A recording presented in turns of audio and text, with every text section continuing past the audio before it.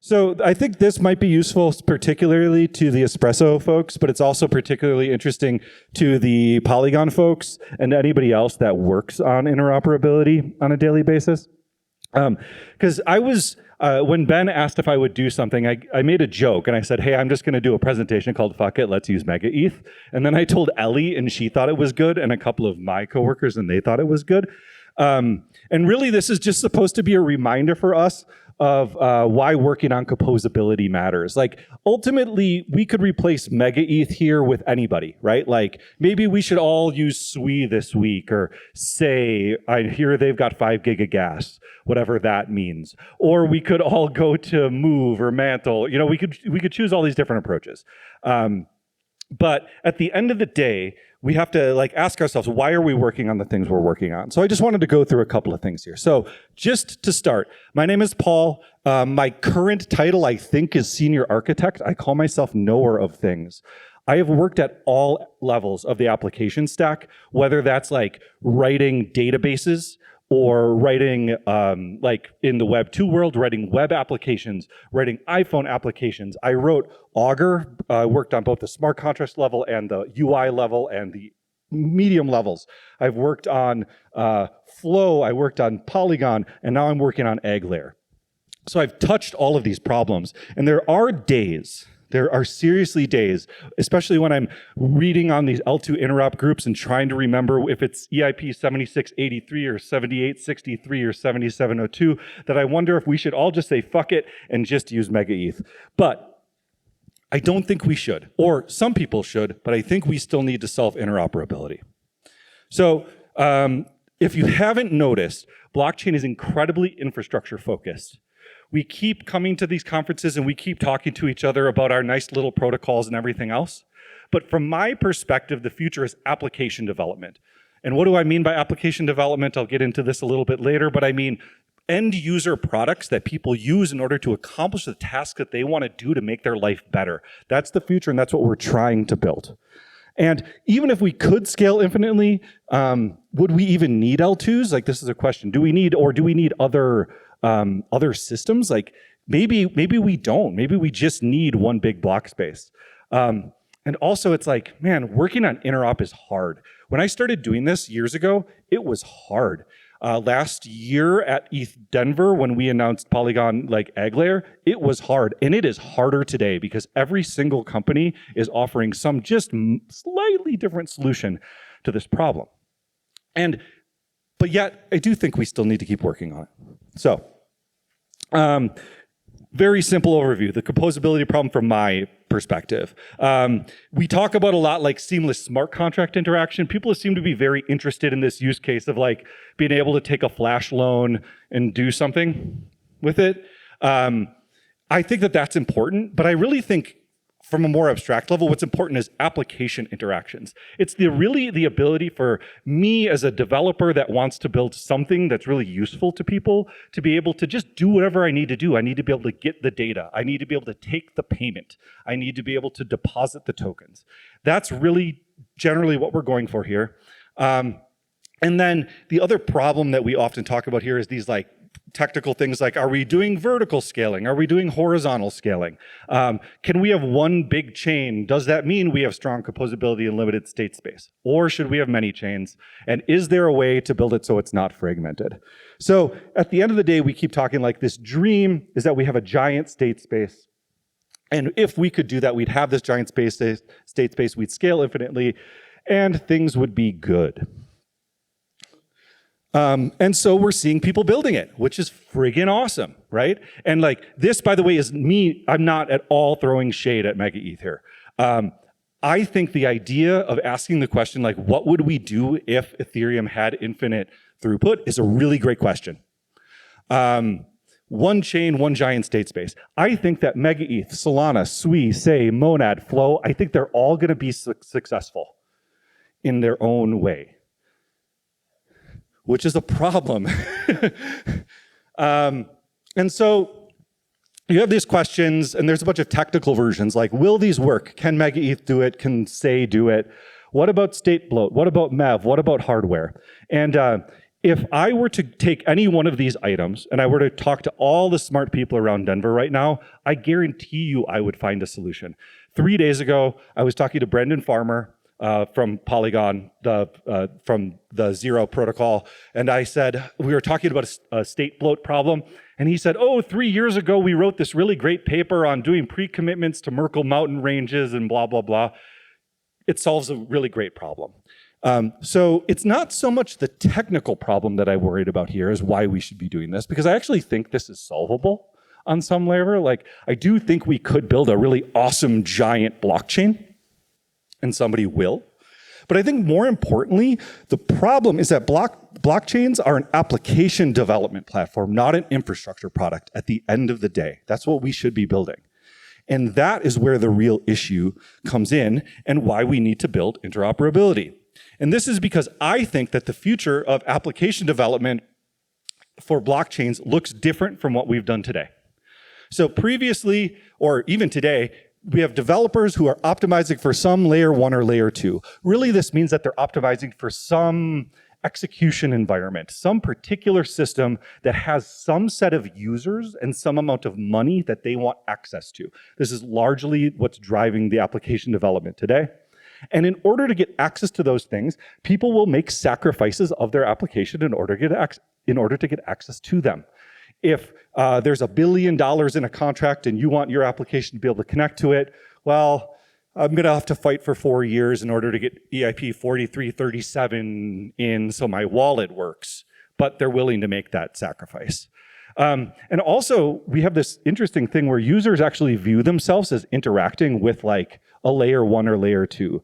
This is one of the things that kind of bothers me about the unify Ethereum thesis. And it's not so much that I disagree that we shouldn't unify Ethereum, but I do think at a certain level it's a problem if users feel like they're interacting with Ethereum, right? Like, if I'm building a application, I don't want my users to feel like they're interacting with AWS, ever. That's not a thing that makes any sense, like truly any sense. So I believe that in the new model and the things that we're unlocking right now, we're gonna have developers that are optimizing for their application. And when I say optimizing for their application, I mean that they're building and they're choosing all the little components and stacks that make sense for what they need to do. I think that they're gonna take vertically integrated stacks, and that's gonna help them make great UX. How are they gonna do that? There's a lot of options here. But the main thing is I believe that we're moving into a world where apps need to have sovereignty. And what do I mean by sovereignty?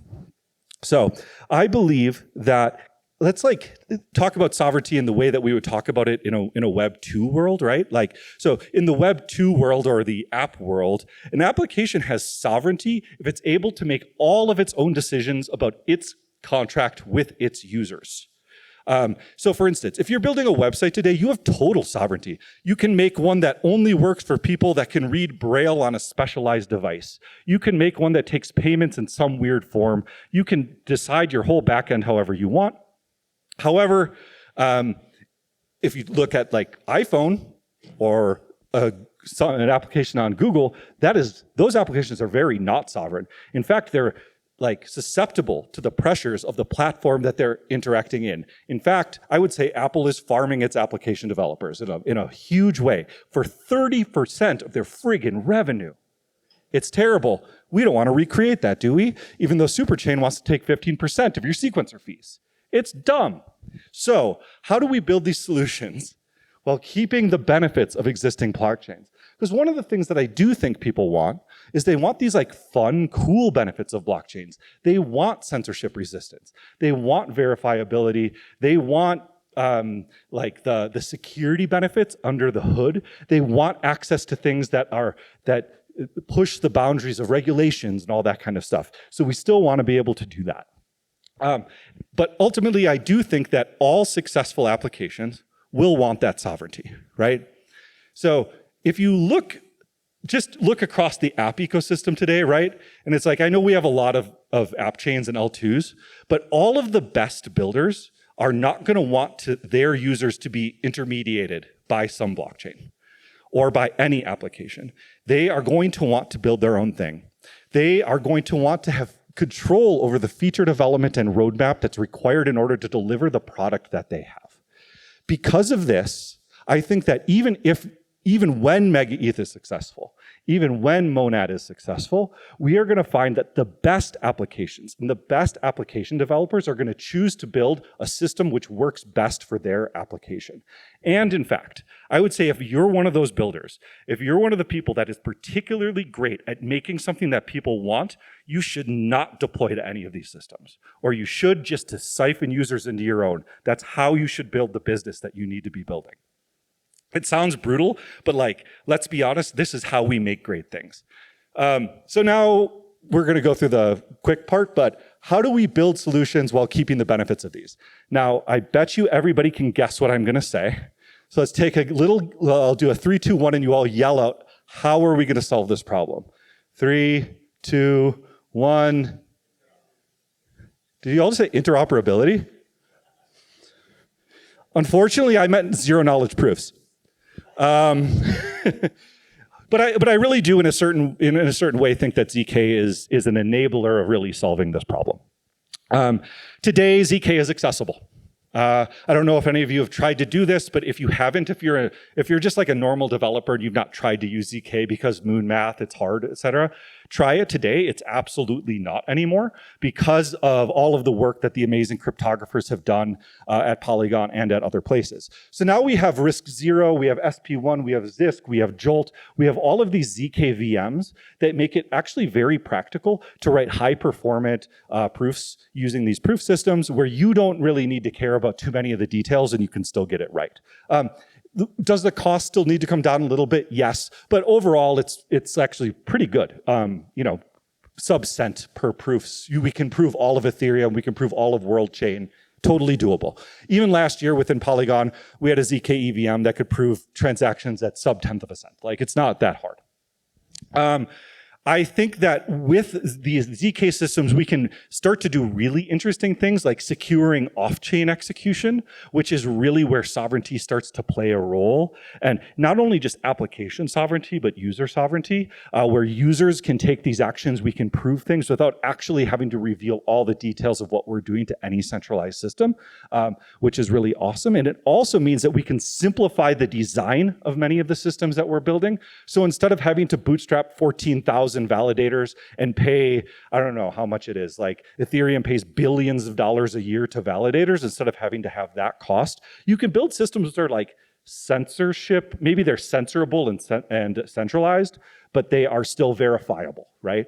Or if you want, you can still build a censorship-resistant decentralized system, but with a smaller validator set because you're not worried about safety, just liveness. You could make different trade-offs, which is awesome.